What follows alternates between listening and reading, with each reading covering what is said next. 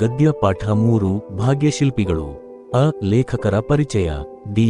S. Jayappa Gowda 1947ರಲ್ಲಿ Chikkamagaluru ಜಿಲ್ಲೆಯ ದಾರದಹಳ್ಳಿಯಲ್ಲಿ ಜನಿಸಿದರು. ಇವರ ಪ್ರಮುಖ ಕೃತಿಗಳೆಂದರೆ ಕರ್ನಾಟಕದ ಕಡಲಾಚೆಯ ಸಂಪರ್ಕಗಳು, ದಿವಾನ್ ಸರ್ ಎಂ. ವಿಶ್ವೇಶ್ವರಯ್ಯನವರ ಕಾರ್ಯ ಸಾಧನೆಗಳು. ಇವರಿಗೆ ದೊರಕಿರುವ ಪ್ರಮುಖ ಪ್ರಶಸ್ತಿಗಳು: ಕರ್ನಾಟಕ ಸಾಹಿತ್ಯ ಅಕಾಡೆಮಿ ಪ್ರಶಸ್ತಿ, ಧಾರವಾಡ ಕರ್ನಾಟಕ ಸಂಘದ ಸಂಶೋಧನಾ ಬಹುಮಾನ ಲಭಿಸಿದೆ. ಆ. ಒಂದು ವಾಕ್ಯದಲ್ಲಿ ಉತ್ತರಿಸಿ. 1. ನಾಲ್ವಡಿ ಕೃಷ್ಣರಾಜ ಒಡೆಯರು ಯಾವಾಗ ಪಟ್ಟಾಭಿಷಿಕ್ತರಾದರು? ಉತ್ತರ: ನಾಲ್ವಡಿ ಕೃಷ್ಣರಾಜ ಒಡೆಯರು 1895ರಲ್ಲಿ ಪಟ್ಟಾಭಿಷಿಕ್ತರಾದರು. 2. ನಾಲ್ವಡಿ ಕೃಷ್ಣರಾಜ ಒಡೆಯರು ಯಾವುದಕ್ಕಾಗಿ ಕಂಕಣಬದ್ಧರಾದರು? ಉತ್ತರ: ಮೈಸೂರು ರಾಜ್ಯದ ಸರ್ವತೋಮುಖ ಅಭಿವೃದ್ಧಿಗೆ ಕಂಕಣಬದ್ಧರಾದರು. 3. ವಿಶ್ವೇಶ್ವರಯ್ಯನವರ ಪೂರ್ವಜರು ಎಲ್ಲಿಯವರು?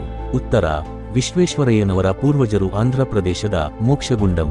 4. ವಿಶ್ವೇಶ್ವರಯ್ಯ ಅವರನ್ನು ದಿವಾನರಾಗಿ ನೇಮಿಸಿದವರು ಯಾರು?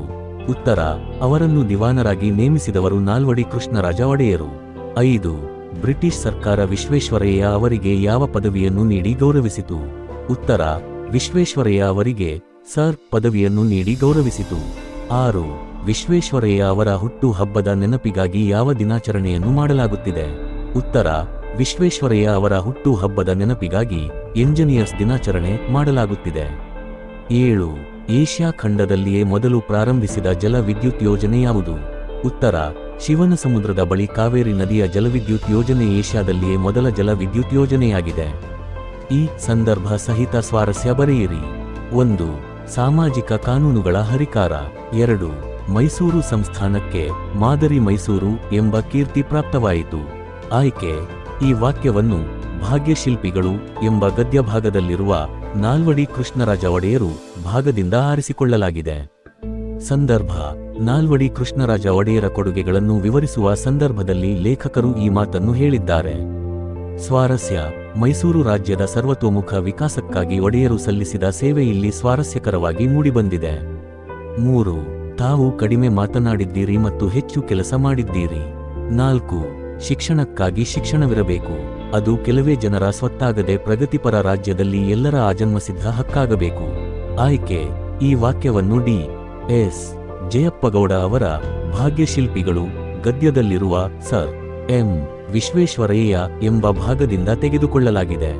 ಸಂದರ್ಭ: ವಿಶ್ವೇಶ್ವರಯ್ಯನವರು ಮೈಸೂರು ರಾಜ್ಯಕ್ಕಾಗಿ ಹಾಗೂ ದೇಶದ ಅಭಿವೃದ್ಧಿಗಾಗಿ ಸಲ್ಲಿಸಿದ ಸೇವೆಯನ್ನು ಕುರಿತು ವಿವರಿಸುವಾಗ ಲೇಖಕರು ಈ ಮಾತನ್ನು ಹೇಳಿದ್ದಾರೆ.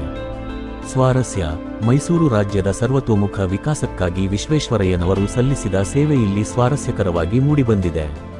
ಈ 8-10 ವಾಕ್ಯಗಳಲ್ಲಿ ಉತ್ತರಿಸಿ. 1. ವಿಶ್ವೇಶ್ವರಯ್ಯ ಅವರು ಮೈಸೂರು ದಿವಾನರಾಗಿ ಸಲ್ಲಿಸಿದ ಸೇವೆಯನ್ನು ಕುರಿತು ಬರೆಯಿರಿ. ಉತ್ತರ: ವಿಶ್ವೇಶ್ವರಯ್ಯ ಮೈಸೂರು ಸಂಸ್ಥಾನದ ದಿವಾನರಾಗಿ ಆಡಳಿತದಲ್ಲಿ ಹೊಸ ಮಾದರಿಯನ್ನು ಜಾರಿಗೊಳಿಸಿದರು. ಕಚೇರಿಯ ಕೆಲಸ ಕಾರ್ಯಗಳಲ್ಲಿ ಹಾಗೂ ಆಡಳಿತದಲ್ಲಿ ದಕ್ಷತೆ ಮತ್ತು ಪ್ರಾಮಾಣಿಕತೆಗೆ ಒತ್ತು ನೀಡಿದರು. ಸಂಸ್ಥಾನದಲ್ಲಿ ಸ್ಥಳೀಯ ಮಟ್ಟದಲ್ಲಿ ಕೇಂದ್ರೀಕೃತವಾಗಿದ್ದ ನ್ಯಾಯಾಂಗ ಮತ್ತು ಕಾರ್ಯಾಂಗಗಳ ಅಧಿಕಾರವನ್ನು ಪ್ರತ್ಯೇಕಗೊಳಿಸಿದರು. ಸಮರ್ಥ ಕಾರ್ಯನಿರ್ವಹಣೆಗಾಗಿ ಸಮಿತಿಗಳನ್ನು ರಚಿಸಿದರು. ನೇಮಕಾತಿಯಲ್ಲಿ ಸ್ಥಳೀಯರಿಗೆ ಆದ್ಯತೆ ನೀಡಿದರು. ತಾಂತ್ರಿಕ ವೃತ್ತಿಪರ ಶಿಕ್ಷಣಕ್ಕೆ ಮತ್ತು ಕೈಗಾರಿಕೆಗಳಿಗೆ ಪ್ರೋತ್ಸಾಹ ನೀಡಿದರು. ಭಾಷೆ, ಸಾಹಿತ್ಯ ಮತ್ತು ಸಂಶೋಧನೆಗಳಿಗೆ ಪ್ರೋತ್ಸಾಹ ನೀಡಿದರು. ಹಣಕಾಸು ನೀತಿಯಲ್ಲಿ ಮಾರ್ಪಾಡು ಮಾಡಿದರು. 2. ಶಿಕ್ಷಣ ಕ್ಷೇತ್ರಕ್ಕೆ ವಿಶ್ವೇಶ್ವರಯ್ಯ ಅವರು ಸಲ್ಲಿಸಿದ ಕೊಡುಗೆಯನ್ನು ತಿಳಿಸಿ. ಉತ್ತರ: ಕ್ರಿ. ಶ. 1913ರಲ್ಲಿ ಪ್ರಾಥಮಿಕ ಶಿಕ್ಷಣ ನಿಬಂಧನೆಯನ್ನು ಜಾರಿಗೆ ತಂದರು. ಮದ್ರಾಸ್ ವಿಶ್ವವಿದ್ಯಾನಿಲಯಕ್ಕೆ ಬದಲಾಗಿ ಮೈಸೂರು ಸಂಸ್ಥಾನವೇ ಪ್ರೌಢಶಿಕ್ಷಣದ ಅಂತಿಮ ಪರೀಕ್ಷೆ ನಡೆಸುವ ಯೋಜನೆಯನ್ನು ಜಾರಿಗೆ ತಂದರು. ಮೈಸೂರು ವಿಶ್ವವಿದ್ಯಾನಿಲಯ ಸ್ಥಾಪಿಸಿದರು. ಶಿಕ್ಷಣಕ್ಕಾಗಿ ಶಿಕ್ಷಣವಿರಬೇಕು.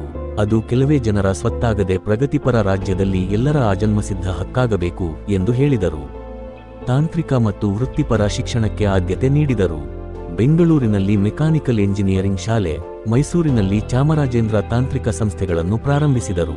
ಮಹಿಳಾ ಶಿಕ್ಷಣದ ಬಗ್ಗೆ ಸಹಾನುಭೂತಿ ಹೊಂದಿದ್ದ ಇವರು ಗೃಹ ಶಿಕ್ಷಣ ಶಾಲೆಗಳನ್ನು ಸ್ಥಾಪಿಸಿದರು. ವಿದ್ಯಾರ್ಥಿ ವೇತನವನ್ನು ಕೊಡುವ ಮೂಲಕ ಹಿಂದುಳಿದ ವರ್ಗಗಳ ವಿದ್ಯಾರ್ಥಿಗಳ ವ್ಯಾಸಂಗಕ್ಕೆ ಅನುವು ಮಾಡಿಕೊಟ್ಟರು.